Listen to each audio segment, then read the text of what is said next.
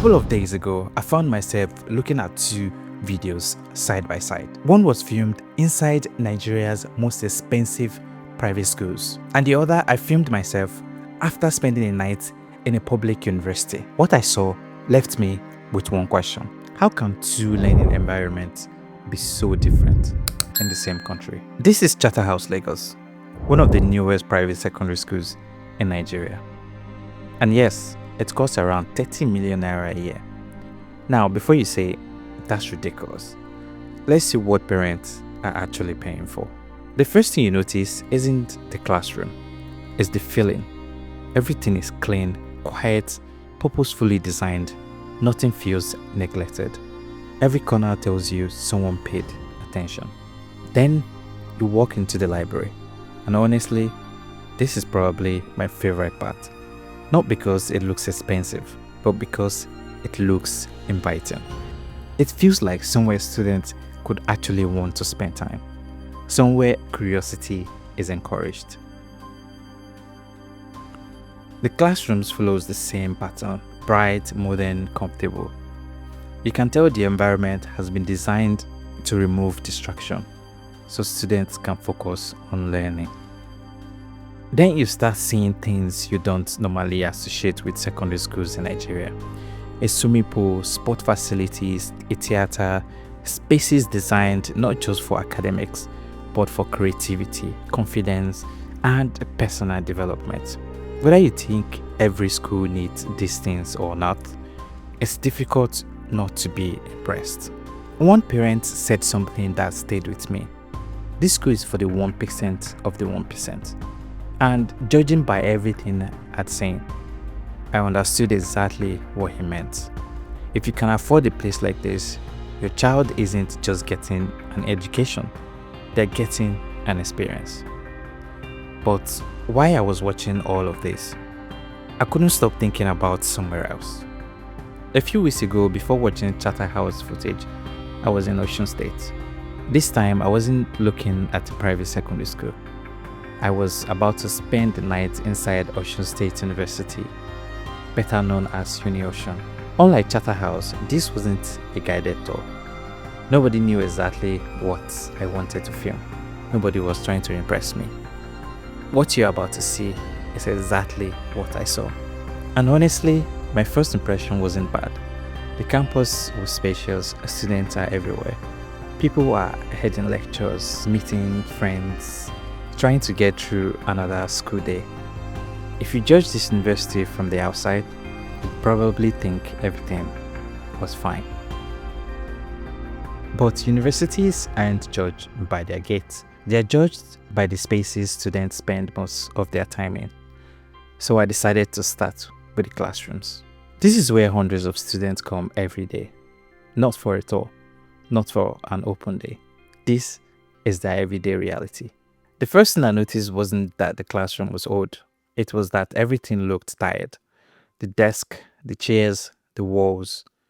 You get the feeling they've been carrying generations of students without much attention. And yet, every lecture still goes on. What impressed me wasn't the building, it was the students. Despite the environment, people were paying attention, taking notes, preparing for exams, trying to build a future. It reminded me of something we don't celebrate enough: resilience. Listening to students like this, I realized something. The biggest strength of this university isn't its buildings, it's the people inside them. But lectures only tell half the story, because once classes are over, students have to go home, or at least what they called home for the next few years.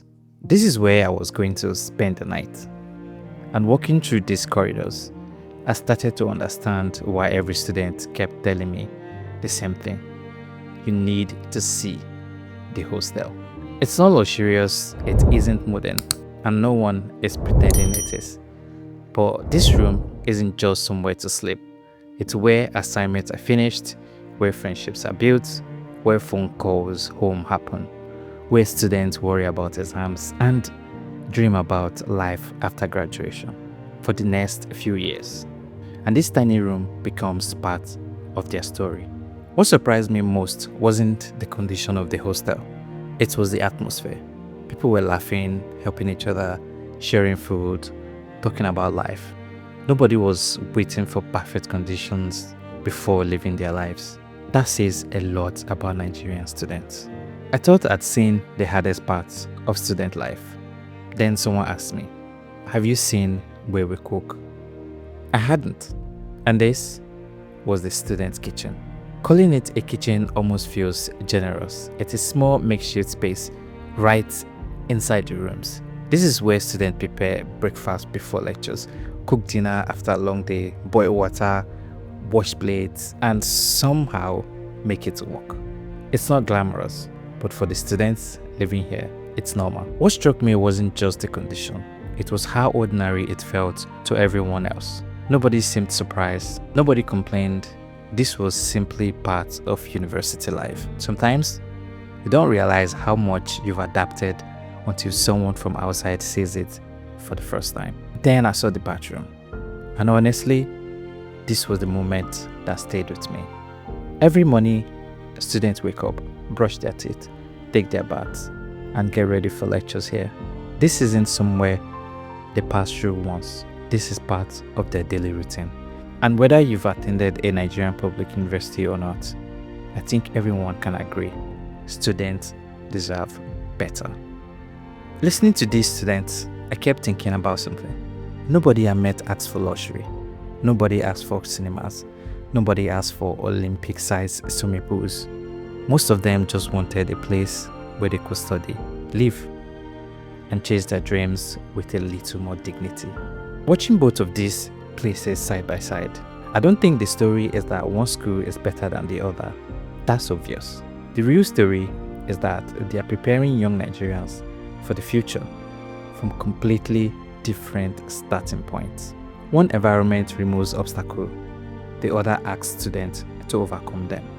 And yet, both groups wake up every morning, put on their uniforms or carry their backpacks, and hope education will change their lives.